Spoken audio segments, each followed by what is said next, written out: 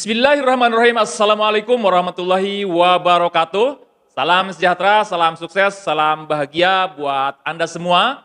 Sahabat-sahabat subscriber channel ASP Lovum Official.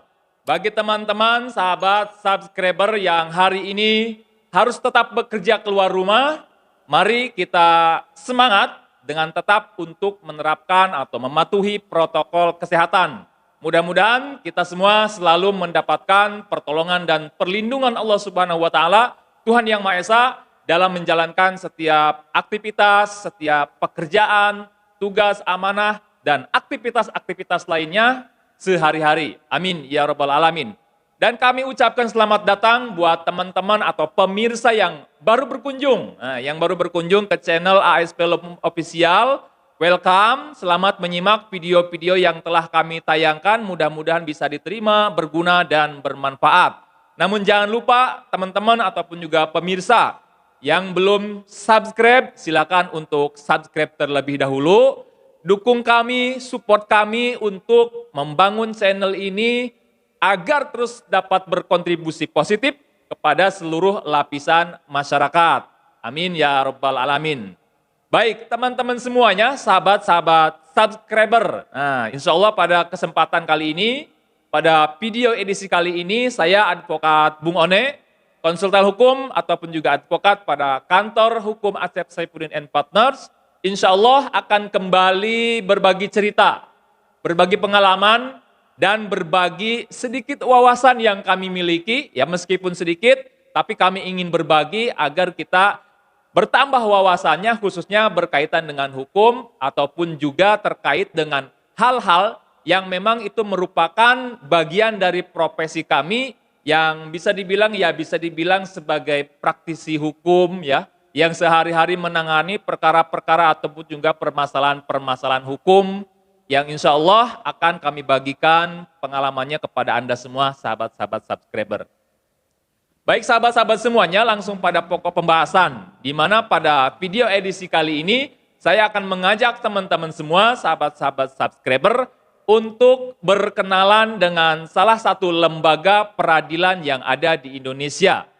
Karena lembaga peradilan di Indonesia itu ada beberapa macam, ya, ada pengadilan negeri, kemudian ada pengadilan agama, ada pengadilan tata usaha negara atau PT-UN, kemudian pengadilan militer, kemudian ada pengadilan tindak pidana korupsi, dan ada pengadilan hubungan industrial. Ya, ada juga pengadilan hak asasi manusia. Nah, pada kesempatan atau video edisi kali ini, saya akan berbagi wawasan atau mengenalkan salah satu lembaga peradilan tadi, yaitu adalah lembaga Pengadilan Hubungan Industrial. Jadi hari ini kita akan mengenal Pengadilan Hubungan Industrial bagian pertama. Nah, karena terkait dengan Pengadilan Hubungan Industrial ini memang kajiannya lumayan panjang. Jadi nanti dalam bentuk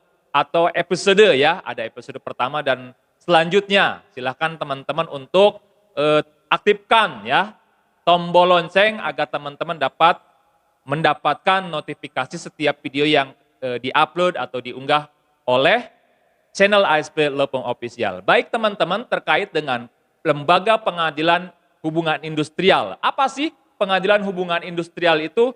Perkara-perkara yang dapat diajukan ke Pengadilan Hubungan Industrial itu perkara apa saja? Kemudian kedudukan daripada Lembaga Pengadilan Hubungan Industrial itu di mana? Apakah di setiap kabupaten, di setiap kota madya, atau di mana? Nah, akan saya sampaikan ya di video ini.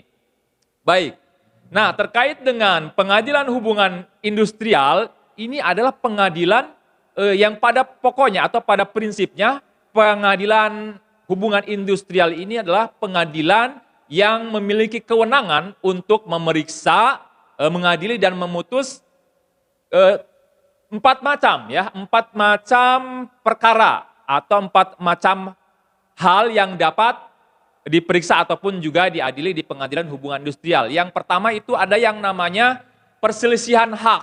Nah, ini perselisihan hak. Kemudian yang kedua ada yang namanya perselisihan kepentingan. Kemudian juga ada yang ketiga yaitu perselisihan pemutusan hubungan kerja atau PHK.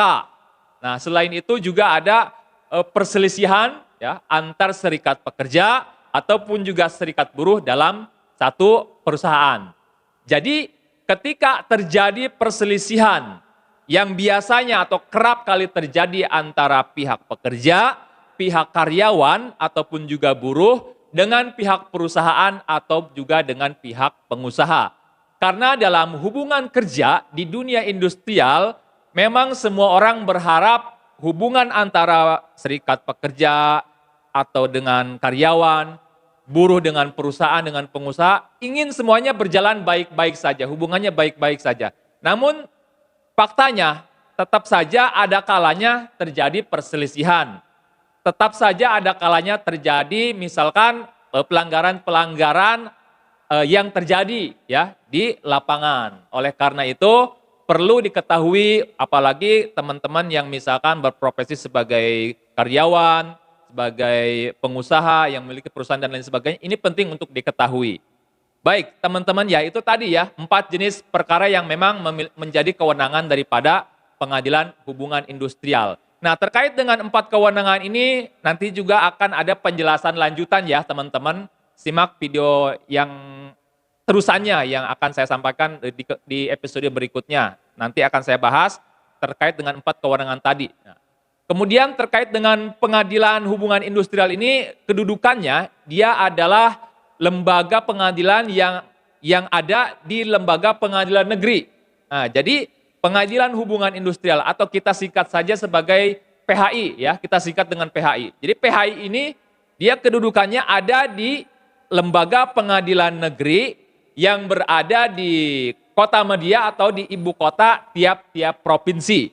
Jadi pengadilan negeri yang berada di ibu kota tiap-tiap provinsi, di situ ada pengadilan hubungan industrial. Ya, itu adalah tempat kedudukannya di pengadilan negeri di setiap kota atau ibu kota di tiap-tiap provinsi. Ya, jadi belum di setiap kabupaten ada, tapi hanya di ibu kota dari provinsi. Misalkan kita di Banten ya, kemudian domisili kita di Kabupaten Lebak. Kemudian di sini ada perselisihan hubungan industrial antara pekerja dengan pengusaha.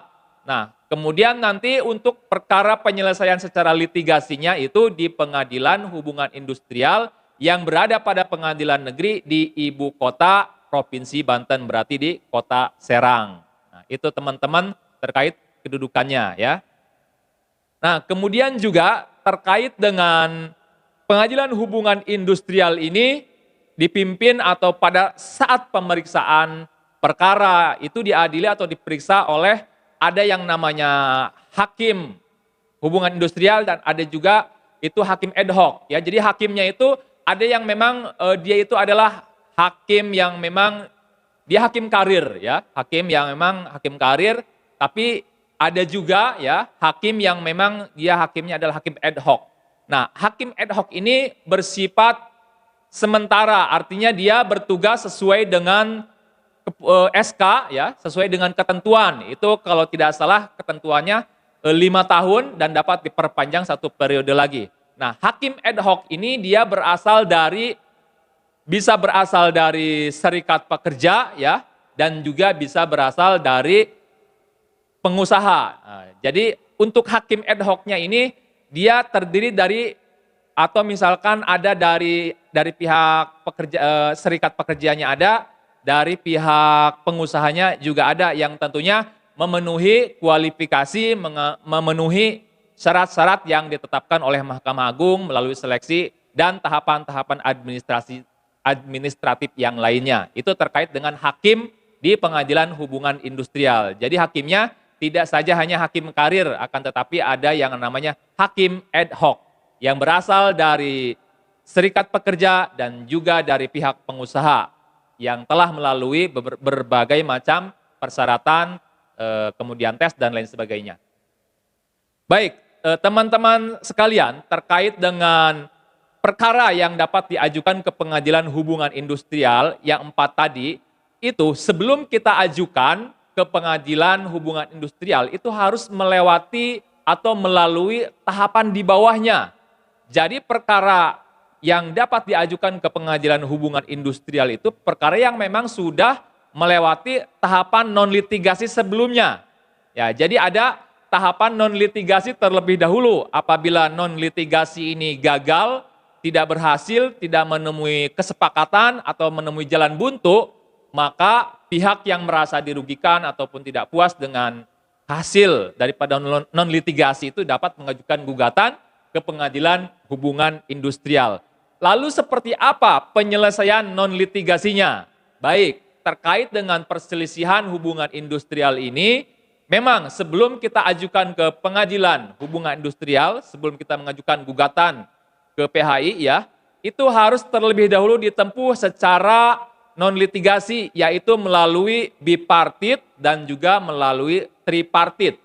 Yang pertama harus ditempuh secara bipartit terlebih dahulu, di mana pihak pengusaha misalkan ya dengan pihak karyawan itu duduk bareng ya untuk menyelesaikan perselisihan ataupun juga permasalahan antara kedua belah pihak untuk menemukan atau mencari solusi win-win solusi. Ya itu, jadi harus dilakukan secara bipartit. Apabila bipartitnya gagal, maka tahap selanjutnya penyelesaian secara tripartit. Ya, di antaranya tripartit ini adalah melalui lembaga mediasi, ya, kemudian lembaga konsiliasi, ya. Itu di antara daripada lembaga atau tripartit tersebut. Nah, apabila dengan melalui tripartit juga masih buntu, ya, barulah diajukan gugatan perselisihan hubungan industrial ke pengadilan hubungan industrial. Itu teman-teman episode pertama berkaitan dengan pengadilan hubungan industrial. Mudah-mudahan bisa dicerna, bisa menambah wawasan ya buat teman-teman, buat khususnya buat teman-teman mahasiswa ya yang sedang kuliah di Fakultas Hukum ataupun juga Fakultas Syariah yang mengkaji terkait dengan lembaga pengadilan hubungan industrial. Jangan lupa dukung terus channel ASP Law Firm Official. Sampai jumpa di video-video selanjutnya. Saya Advokat Bung One mengucapkan terima kasih buat teman-teman yang menyimak video ini sampai dengan selesai. Billahi taufiq wal hidayah. Wassalamualaikum warahmatullahi wabarakatuh. ASP Law Firm,